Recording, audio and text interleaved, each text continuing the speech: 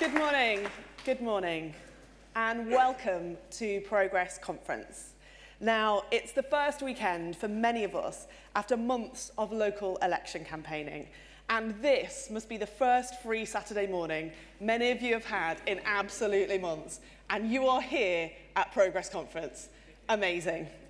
But it's no wonder, really, given that we have such a fantastic array of debates for you. And it's also been a year when people said that progress, the organisation, not the idea, might not last. But of course, they were wrong. Progress has thrived because progressives, those who look forward, not back, have a home in the Labour Party, and we are needed now more than ever. But we must be honest, while progress has grown, too many people in our country feel politically homeless. Too many of us know good friends who have left Labour and others who are questioning the point of staying in the Labour family. And too many of us are being asked ourselves why we are still in Labour. So as we start our conference today, I want briefly to give my own answer to that question. But first, let me alert you to three things: the debates we're winning, the debates we need to win, and the things that we will make sure are never up for debate. Now, friends, a year ago, I stood here to announce that we would launch the Labour campaign for the single market, to change Labour's Brexit policy, to keep us in the single market and the customs union. We believed that it was unacceptable that both of the major parties in our country were committed to policies that would undermine our economy and offend our values. And a year later, Labour policy has changed. Last year, our policy was to leave the customs union. Now it is to stay in the customs union. Last year, Labour policy would have taken us out of single market agencies like Euratom. Now the policy is to stay in. And last year, Labour policy would have meant a hard border in Northern Ireland. Now it is clear that our party, the party that delivered the Good Friday Agreement, will never risk a return to the divisions of the past. This is the debate that we are winning. Which brings me to my second point. The debate is not yet won. Labour has not yet committed fully to the single market. And if we're honest, we really know what the main obstacle we face is. It's free movement, immigration. And unfortunately, there are still those in our party who say that the right of each young British person to travel, to study, or to work freely across the continent of Europe is a curse and not a blessing. But they're wrong. So the next couple of months must see us redouble our efforts. If people are concerned that we should make our country safe against traffickers, then we can have a plan for that. And if people are worried that we have properly staffed borders, then to be honest, we can have a plan for that as well. And if the concern is low wages, we certainly have a plan for that. And that plan is robust, unforgiving enforcement of the national minimum wage legislation and a trade union membership card in the back pocket of every exploited worker in our country. And if you're told in response to this that British people just don't like immigrants, then please call bullshit by its name. Because in fact, in 2017, over 50% of people thought, quite rightly, that immigration is good for our country. And what's more, that figure is rising. As Rob Ford puts it, the positive shift in attitudes towards immigration seems to be occurring right across the political and social spectrum. So we in Progress over the next year will tell the truth. Immigration has made our families and our country strong, and we will never be embarrassed to say so. The hate that killed my friend Jo Cox has been allowed to rise for too long, and it has to be stopped. Which brings me to my final point. The things that we believe are simply not up for debate.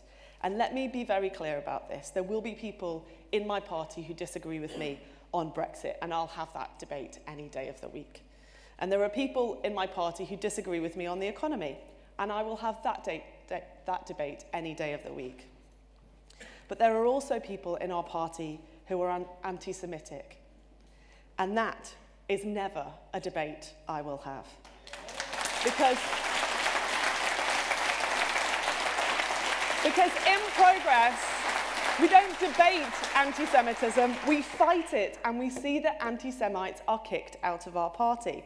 And that goes for the apologists for anti-Semitism too, and the apologists for war crimes, the spreaders of fake news, and the people who abuse Labour members online.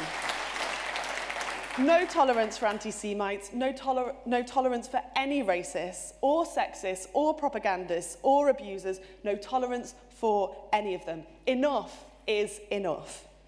We will win this fight. So on every point, we see the impact that progressives in Labour are having. And without progressives in the Labour Party, we wouldn't be winning the debate on Brexit. And without progressives in the Labour Party, we will not win the debates to come either on immigration, on the economy, or on anything else. That's because progressive politics isn't just a set of beliefs. Our ideas require something more of us: solidarity and action. And I know that there are people who've quit the Labour Party in recent weeks saying that they have had enough. But I listened to the heartbreaking testimony of Luciana Berger and Ruth Smeeth, and I know what my course of action is. Our brave friends were speaking about the abuse that they have received from Labour members, and of that I am ashamed. But they were speaking from the Labour benches, and of that I am deeply proud. So I say to everyone feeling despair in recent weeks, I understand that feeling, and each of us has to make our decisions based on our own conscience.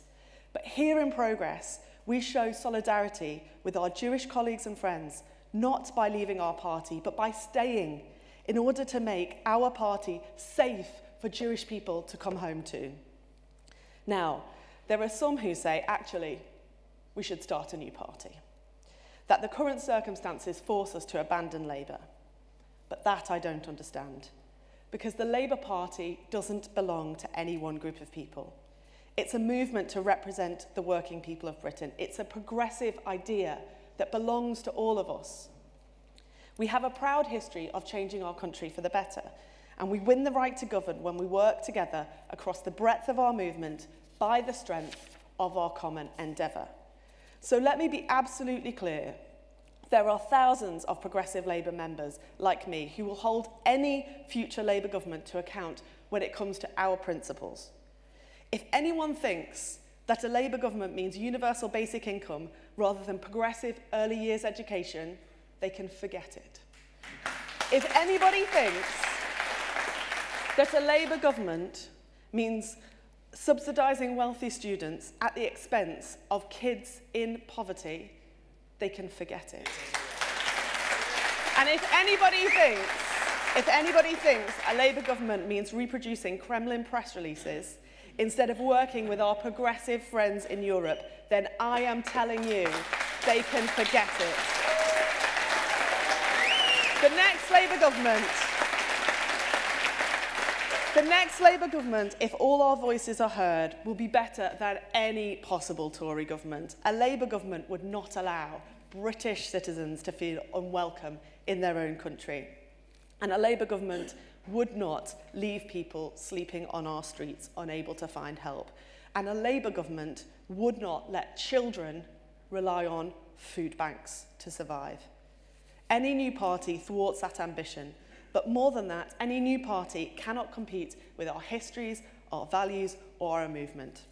So friends, I have one last suggestion.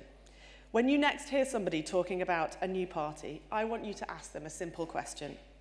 In which constituency do they intend this new party to stand for election? And then you and I will both be on the next train to that town to campaign against them for the Labour candidate. And what's more, we'll bring scores of progressive activists with us to make it beyond certain that they will lose. Britain needs a progressive Labour government, and nothing should stand in the way. And more than anything, we owe it to our country to be ambitious. There is a Britain for the making that is new and full of ideas. A Britain for the making where young people use their unbounded creativity to start new businesses. And there is a Britain for the making that uses education for both young and old to reach out and grab the new chances that technology lays before us. Britain needs a Labour government, but it will only work if it has progressives in it. Because believe it or not, the future of our country is multicultural, it's young, it's international, it's proudly progressive. So in British politics, it's the people in this room that want to abandon nostalgia in exchange for that new Britain. And be in no doubt, the future belongs to us. And having thought about it greatly over the past 3 years, I have concluded that there is not a single challenge that we now face that can be lessened by our despair. We cannot anymore just sit, as Shakespeare said, like patients on a monument, smiling at our grief. It is time to move forward, because the Labour Party is more than just a political party. It's more even than a political family, though it has been my political family all my life.